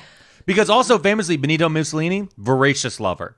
And so he was probably like, I don't need competition. He probably actually believed it. He's probably like, no, if all these men get goat balls in them, then they'll be strong like Benito Mussolini. Yep. Nope. Yeah. No competition. Yep. So Fishbein, as we've all noticed at this point, is obsessed with getting Brinkley put out of business. I love right? Fishbein. I love Fishbein. He wrote all these articles for the AMA journals. The thing is, he would write all these things in the AMA journals, but the AMA journals mostly just go to doctors. Like, you and I couldn't read these journals. These are for professionals only. So he's really preaching to the choir. Yeah. Right? So he's not making a lot of headway. However, Brinkley's got this radio station That that's everyone going hears it. into people's homes every Yep. day. So Fishbein's up against a real hurdle here. Which is an issue we have today with modern American Yeah. media and stuff like that. You can get any lie for free. Yep. Go to clownpenis.eagle, and there's something that will confirm your bias. Yep. But if you want to get the actual information about what's happening for any story, You have to subscribe. you have to subscribe. You have to pay for something. There's always a fucking paywall in the way. If you want to read an actual research article by a journalist that went to college for it, Yeah. you got to pay that $2 subscription to that newspaper. Which is terrible. Instead, we should have rich people pay it for us Yeah. Anyway, so Brinkley with their blood. Whoa. Okay, so Brinkley began claiming that his goat glands could also help male prostate problems. Uh-oh. And expanded his business again. So now it's not just about boners. It's about, you got prostate issues, my man? Well, Guess what? you said before that he was like the 26 things. Yeah. He just basically at this I'm point. talking about, like, he's heavily going to start advertising this specific thing. Oh, you having problems? You waking up late at night having to pee weird? Get a goat ball in Goat you. ball. So he started a new radio segment on his radio channel called the Medical Question Box, where he would read listeners' medical complaints and questions over the air and suggest proprietary treatments. Goat balls. These treatments were only available at a network of pharmacies that were members of the, quote, Brinkley Pharmaceutical Association. These affiliated pharmacies sold Brinkley's over-the-counter medicines at a highly inflated rate and sent a portion of their profit back to Brinkley, and they kept the rest. It is estimated that this generated $14,000 in profit weekly for Brinkley, Weekly? or about $12 million per year in current value. Which is pretty, like, that's Alex Jones level. Mm-hmm. Because Alex Jones officially, I think they said it was $150 million in revenue that he was pulling in. Which, if you did the math on that for what today would be, like, that's crazy. So, reports of patients who took Brinkley's suggested treatments showing up sick at other doctor's office began to grow. So, people, are listening to the radio station, they're hearing their questions answered, but then they're taking the treatments, getting sick, and then going to their local doctors. And then their doctors are reaching out and being like, listen, these people are getting really sick. Eventually, Merck & Co. Pharmaceuticals, whose medicines Brinkley routinely misprescribed, Merck, Merck. Merck, yeah. Major they pharmaceutical company. requested that Fishbein take action. The AMA. The Mercs called in Fishbine? Listen, when the Mercs are calling in Fishbine, you're done, bro. Yeah, no, actually, I got bad news. The AMA responded that they had no power over Brinkley. Damn it. They're like, Fishbine, isn't there anything you can do? Calling all Fishbines. Calling all Fishbines. Okay, so the Kansas City Star. Uh-huh. It's a newspaper. They also owned a radio station that competed with Brinkley's. They ran an unfavorable series of reports on him, okay, going against the competition. In 1930, the Kansas Medical Board held a formal hearing to decide whether Brinkley's medical license should be revoked. Brinkley had signed death certificates for 42 people, many of whom were not sick when they showed up at his clinic. Okay? Yeah. It is unclear how many more Brinkley's patients have become ill or later died elsewhere. The medical board revoked his license, stating that Brinkley, in quotes, has performed an organized charlatanism. I can't even say that. Charlatanism. There it is. That was the quote. 6 months after losing his medical license, the Federal Radio Commission refused to renew his station's broadcasting license. Ooh, the FCC stepping in. Finding that Brinkley's broadcasts were mostly advertising, which violated the international treaties. Yeah. That he also broadcasted, in quotes, obscene materials, and that his medical question box series was, quote, contrary to the public interest. He sued the commission, but the courts upheld the revocation, and KFKB Broadcasting Association versus the Federal Radio Commission became a landmark case in broadcasting law. Wow. Okay. Okay. Fishbine. Brinkley reacted to losing his medical license and broadcasting licenses by launching a bid to become the governor of Kansas. Wow. Okay. A political position that would enable him to appoint his own members to the medical board, thus regain his right to practice medicine in the state.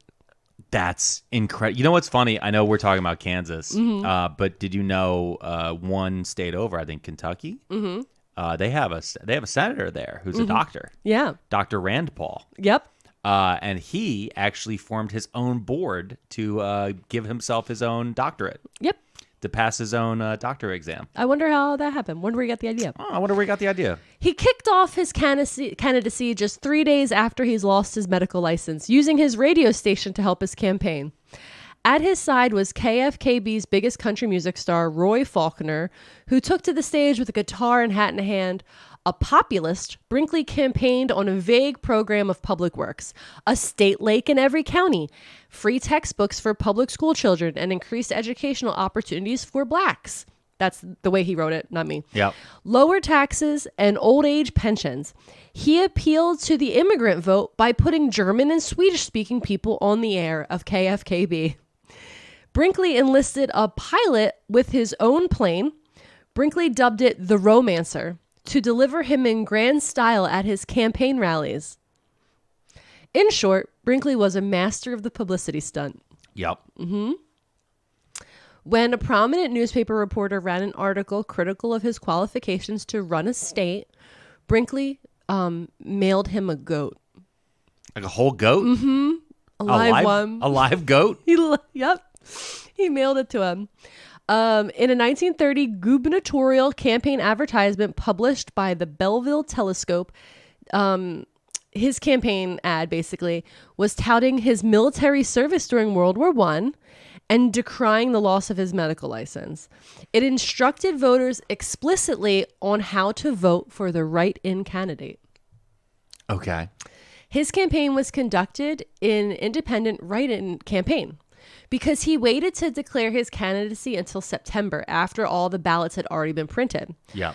3 days before the election, the Kansas Attorney General, the one who had prosecuted Brinkley before the medical board, announced that the rules surrounding writing candidates had changed and that the doctor's name could only be written in one specific way for the vote to count, as J.R.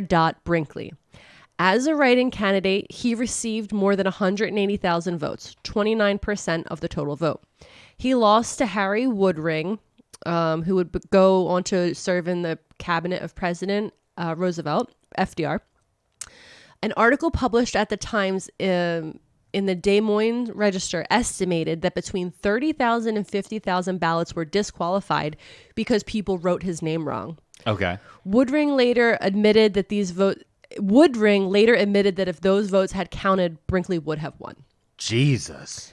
Brinkley ran again in 1932 as an independent, receiving about 30% of the vote and lost to some Republican named Alf Landon. And I only wrote that down because the dude's name is Alf. Yeah. And I was like, I like Alf. But I don't. So this dude, his plan nearly worked. Oh, yeah, almost. But then the attorney general, who was like, nah, fuck you, dude. I'll change the rules right now. Yeah. I can't imagine that this would ever happen today. Yeah. No way would this kind of thing happen today. No, I mean, like, that's why when I ran as a write-in candidate in one of our local elections, like, we printed specific ballots that we handed out that had my name spelled a very specific way. Yeah. Because it had to match, everyone who listens knows me as Alex Pearlman. My full name is Alexander. Yeah. And that's what is on going all the way to the people. So if I'm not actually on the ballot, they have to write what matches my voter registration and everything else back all the way back to the DMV in this really weird way. As obviously his life is in shambles. Yeah, good. Things are not going well. No. He sells KFKB to an insurance company and decides he's going to move closer to the Mexican border. Okay. Because Sounds great. wants to operate a high-powered radio station with impunity. Oh. Now, he kept the Milford Clinic open, okay? Yeah. 2 of his protege doctors are running it. He's just not allowed to be there. Just sewing goat balls in people. They're doing it. Yeah. He's getting money. He can own the clinic. He just can't do the operation. He can't do the operation. So the proteges are in charge now, but he's getting profit on profit, right? Yeah. So he moves to Del Rio, Texas, just across from Mexico, very close. Yep. The next quote said, later in this decade, Brinkley becomes a Nazi sympathizer. Okay. That quote. Yep. There it is. He moves to Del Rio, Texas, and becomes a Nazi sympathizer. Okay. Do you think the move to Del Rio did it? Or do you think he just hated Fishbein that much? I think I think it might be the fact that Fishbein. And he's like, wait, there's some other fellas? They hate Fishbein too? What are their reasons? You know what? Doesn't matter. I'm their best friends. I sympathize with them completely. Oh, you guys are getting attacked by guys named Fishbein too? Yeah. Okay. So what do you mean you guys like Benito Mussolini? Fuck that guy. Fuck that guy too. I don't like Benito Mussolini. I'm going to sit down here in Mexico with all my fellow Nazi sympathizer friends. What the fuck? So the Mexican government Yeah. really hates America. I don't know if you know that. Yeah. And they're upset because America passed all these rules about how radio frequencies are used. And when they were distributing certain radio frequencies, they didn't give Mexico any. They just kept them all or sent them to Canada. Yeah. So Mexico was like, bet. They granted Brinkley a 50,000 watt radio license and construction on XER. That's what they called it, XER. And he started his new border blaster across the bridge from Del Rio. So he was living in Del Rio, but he built his new radio station in Mexico right across the border. And they called it XER. And Mexico, the country, was helping fund it because they fucking hated America so much for not giving them radio frequencies. Yeah. And this is AM radio too, which actually has a larger area. So as construction got underway, Fishbein and the U.S. State Department desperately searched for a way to shut Brinkley down. Okay? Fishbein's like, oh no. He's in Mexico. What are we going to do? Under heavy pressure from the State Department, the Mexican government halted construction on XER. But it was only temporary. It was just for show. Within weeks, construction resumed, and soon 300-foot towers were built, and he made the first broadcast in October of 1931. Brinkley called it the Sunshine Station Between the Nations. Okay? Brinkley used his new border blaster to resume his campaign for governor by using the telephone to call his broadcasts to the transmitter. This approach did not work, and he lost yet another political campaign. He would lose again. He ran again, and he lost again. Though Brinkley's American radio license had been revoked, XER's signal was so strong that it could still be heard in Kansas. Okay? And everywhere between there and Kansas. Yes. Yeah. Which, just real quick, I just want to just hit Mexican radio. I'm on a Mexican, whoa, radio. All right, that's enough. Okay. I don't want to get the thing down. In 1932, the Mexican government allowed Brinkley to increase his wattage to 150,000 watts. Okay.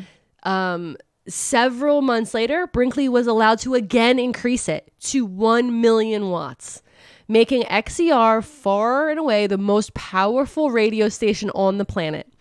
On a clear night, it could be heard in Canada. According to accounts at the time, the signal was so strong that it turned on car headlights, made bed springs hum, and caused broadcasts to bleed into telephone conversations. Locals living in Del Rio said that they never needed to turn the radio on because they could hear the station through their appliances and metal fences. Jesus. And this is also that time when you hear like people going crazy, but I can hear the radio in my teeth, like literally because they had metal fillings. They could actually hear it. They could hear him and talking. it's this man screaming, "Put goat balls in you!" And also, I want to be the governor of Kansas. make me governor of Kansas. Put goat testicles in you. And have you heard about this guy Fishbein? Well, my buddy Adolf has a plan. Oh no! Brinkley continued his old radio format of medical advice, keyed to advertising products. Imagine being on a metal bed spring mattress and a man's voice starts coming through your bed. Screaming, "You know what'll fix your weird dick?" Male listeners were offered an array of expensive concoctions, which included mercury injections and pills. Oh no, that's somehow worse. That is straight up poison. This man is like, take poison in your body. He called the mercury injections something else. There's a different name for it, but when I looked up the chemical, it was just mercury. Yeah, he was just selling mercury. Well, that's mercury. Mercury for a long time has been used by quack doctors to tell people that they would expand their life. Yeah. It would make them immortal. In fact, the first emperor of China famously went crazy because he was taking mercury pills. Yeah. Because he thought it would make him live forever, which made him so insane he tried to fight a river. Who would ever want to live forever? Okay, so mercury injections and the pills, all designed to help, make their boners work. Yeah, this is all dick pills. This is what's crazy about it. Okay, so at the clinic, in the hotel where he lived, okay, so he opened a small clinic in a hotel that he was living in.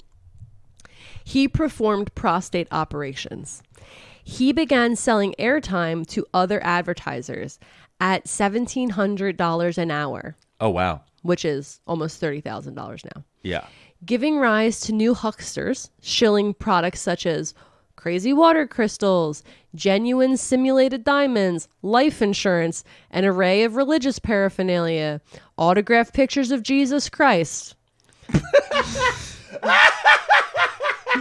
I like that in all of that. Pictures of Jesus Christ. No, I like that with crazy boner pills, mercury injections, water crystals, fake diamonds, an autograph from Jesus, things that are not fucking real, life insurance. Yeah, because it's still bullshit. They're like, it's bullshit, dude. Not real.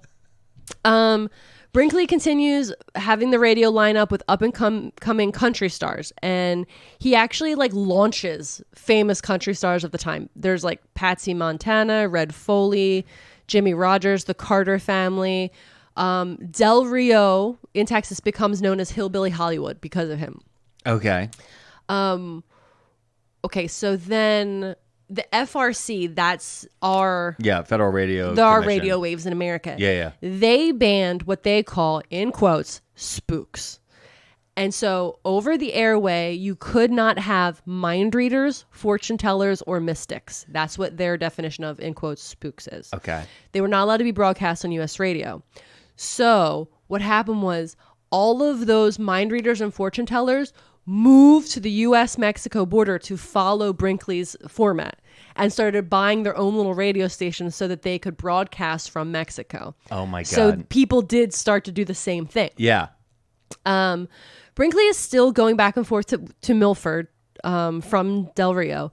And he's often broadcasting over the telephone. So he's calling from America to his radio station, and it's going live. Okay. In 1932, Congress passed a law outlawing this practice, known as the Brinkley Act. Fucking Congress got together and we're like, we have to stop this guy. At least Who does Fishbein know in Congress? That's what I want to know. fucking everyone. Yo. Jesus. Unfazed, Brinkley began to use some of the first, in air quotes, electrical transcriptions, what today would be called pre-recordings, to circumvent the law. So he Okay. would just pre-record. Yeah. Around this time, Brinkley decided to sever the rest of his ties in Kansas, closing down his hospital and opening a new one in Del Rio, which took up 3 floors of the Roswell Hotel where he lived with his wife. So they were Okay. living in a hotel. Oh, I forgot all about Minnie. Yeah, Minnie's still here. Minnie's been here the whole time. Minnie's been living. You know what's crazy? That first wife. Yeah. Bet she feels like a real jerk right now, huh? No. I bet she's like, he's doing what with goats? She's just happy with her 3 daughters named But think of how Irma. many gloves and hats she could have. So many. Also, they were living in the Roswell Hotel, and they opened the clinic in the hotel.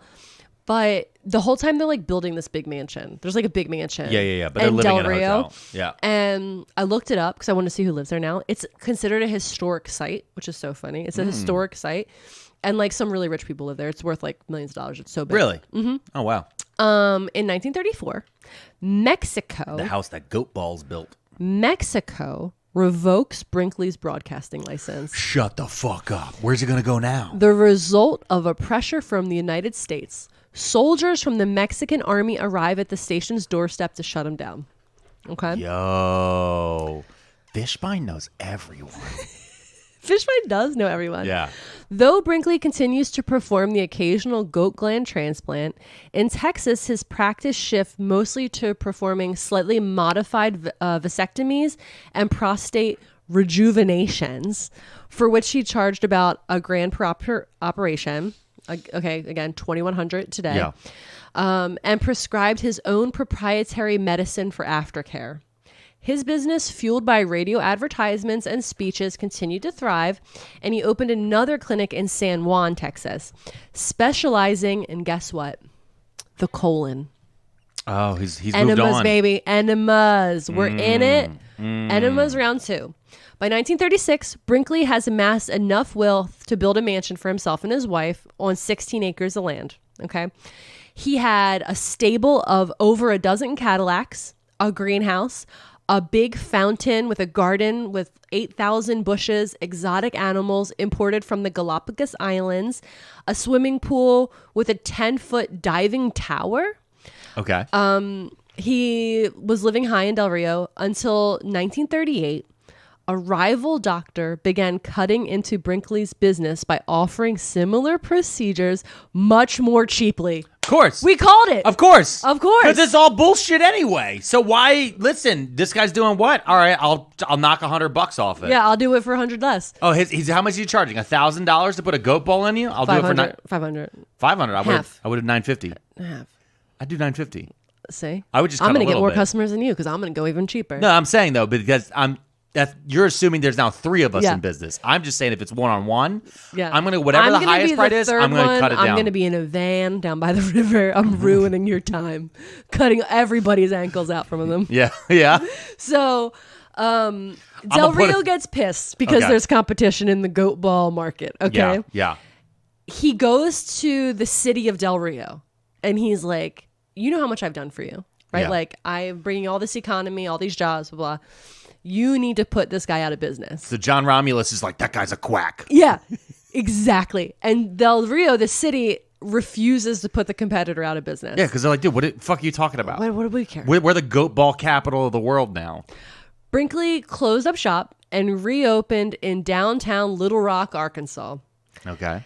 Okay, so this is the crazy part. The competition, that guy from Del Rio, he moved to Eureka Springs and opened up another clinic. So he followed him to Arkansas to open up another clinic. Gotcha. So incredible. Okay. Do you think that guy's actually just Fishbein? In 1938, Brinkley's old nemesis, Morris Fishbein, he's Yeah. back, baby, Okay. enters the picture again with a vengeance. I love Fishbein. I got to put on echo for this one. I'm obsessed with Fishbein. He's the greatest man to ever live. Publishing a 2-part series called Modern Medical Charlatans Ooh. that included a thorough repudiation of Brinkley's checkered career, as well as exposing his questionable medical credentials. Okay, so he writes this book, Modern Medical Charlatans, okay? He calls out a lot of people in the book, but there's a heavy focus on Brinkley, right? So then, after this gets published, Brinkley sues Fishbein for libel, okay? And $250,000 in damages, which is like $5 million current. The trial began on March 22nd, 1939, before Texas Judge J.R. McMillan. A few days later, the jury found for Fishbein, stating that Brinkley, in quotes, should be considered a charlatan and a quack in the ordinary, well-understood meaning of those words. Damn yeah. Fishbein wins. The jury verdict unleashed a barrage of lawsuits against Brinkley, by some estimates well over $3 million in total. Also around this time, the Internal Revenue Service shows up. Ooh, who doesn't Fishbein know? And they begin investigating him for what? Tax fraud. Fuck yeah, you know it. You know he was. Oh, you think he was paying taxes? You think he moved to Mexico when he was working in Mexico and paying taxes? Yeah, and dude, the Congress had to pass a law telling this man to fuck off twice. FDR had to get involved. Okay, so the IRS starts, investigating for tax fraud, and he declares bankruptcy in 1941. The same year that World War II starts. He's like, the same year, implementation of the North American Regional Broadcasting Agreement provided an avenue for the United States to get Mexico to shut down XE, the radio station. So now he has nothing. Soon after his bankruptcy, the heroes. Who doesn't Fishbein know? I know who he does know. The U.S. Post Office gets involved. Oh, here we go.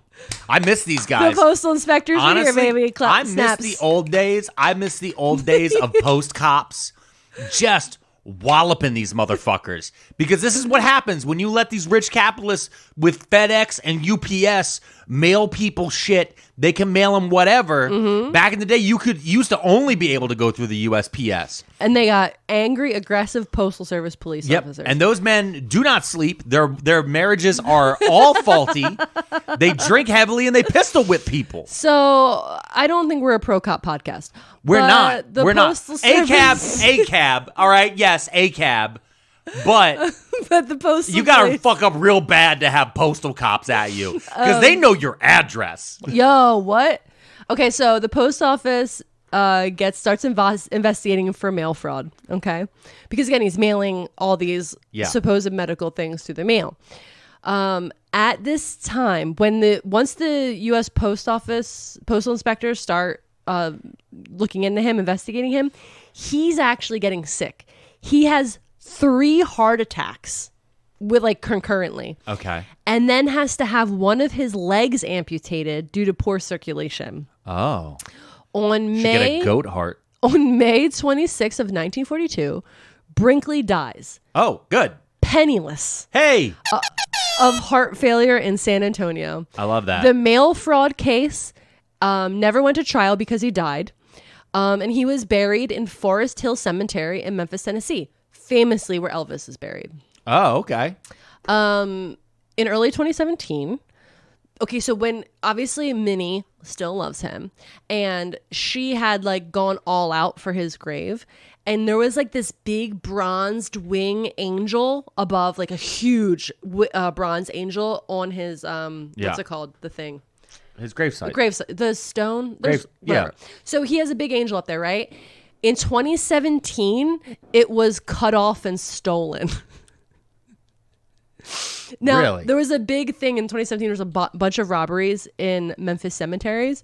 But yeah, somebody clipped it and stole it and probably sold it for, copper piping. Oh, I can see it here. Yeah, that's fucking crazy. It was like a pillar. Yeah, it was huge. Oh my God, that thing's massive. And the last note I have is that, his mansion is still there in Del Rio. It's a Texas historic landmark. It's called the Brinkley Mansion. Let me just tell you something. Go ahead, there's just a foot left. Yeah. I love the idea that some meth head stole the goat the goat ball doctor's fucking angel and probably melted it down. And then sold it for more meth. Yeah. I love As one that. does. Yeah. That's everything. That's it. That is my story about John R. Brinkley. You hit me with a lot. The Quack. The Quack King. But now I have a new... I think the real GOAT in this story, Morris Fishbein. Yo, Morris. That's the thing. I am so like I don't know if I can go down this hole anymore, but I might have to get Morris's book and read. It's Fireworks. I might have to read his whole book on the quackery because like who else did he talk about that I don't know? Yeah. I need to know who the other quacks were. Yeah, this is honestly very impressive. Yeah. This is a very, very impressive episode. Thanks. And you did a very good job. Yeah. I'm very proud of you. Thank you. I had such a fun time because I'm just big into quackery right now. Yeah. Well, do you want to make the announcement for the people who have stuck around this long for the episode about what we're going to do in the rest of this week? What are we doing for the rest of this week? Oh, I'm finishing up my book report for book club. Yeah. And it's a big one. It's a big one. It's a big one. But I don't want to like commit to like how big it's going to be, but like it's a lot of information. What we'll say is that there possibly this week, sometime, secret drop, a Mrs. P's book club is coming down the pipe. Yeah, I'm working on it, working hard. Working hard out here. And then once I get this done, I got to read this guy's book. I got to read Fishbein's book. Yeah. I need to know. There's a lot of stuff in the works right now, everybody. It's what we're trying to say. So we are focusing so much, if not all of our energy on this podcast. And we're really excited about all the things we're really having we're really having a really great time with it. And it's been really, really cool. And we've actually begun. So as you guys heard, his Name Was Dusk was on here. We are working on having future guests on the show. And we're also trying to make sure we have stuff in the can. So we've actually been recording episodes that you guys haven't heard yet, just in case of future emergencies or any of that type of stuff that's moving forward. So that way we can constantly bring you nothing but what? Content. Oh, I love content. Yes, that's what we do. We're just content manufacturers now. Yeah. But what we won't bring you is dick pills. Okay, that's not true because if Blue Chew calls us, the first ad we're doing is for Blue Chew, which is what? Yeah. A dick pill. That's very true. So with that, Morris Fishbein's coming after my ass. With that, Mrs. Pearlmania, do you have any final thoughts or prayers? No, but everybody have a great week. Okay. Yep. I know you're probably listening to this on Monday while you're at work. Have a good day at work. Yep. And if you didn't like the ads, subscribe to our Patreon. Tell us what the ads were. Yeah, please. Put it on the Patreon. You can go on there. You can comment. Comment what ads you got. Tell us what you hear. Know. So we enjoy hearing. Honestly, every week we really do enjoy sitting down and reading all the comments. Oh, the comments are great. Yeah. So here we go. And at that, I'm going to play us out. Thanks, everybody.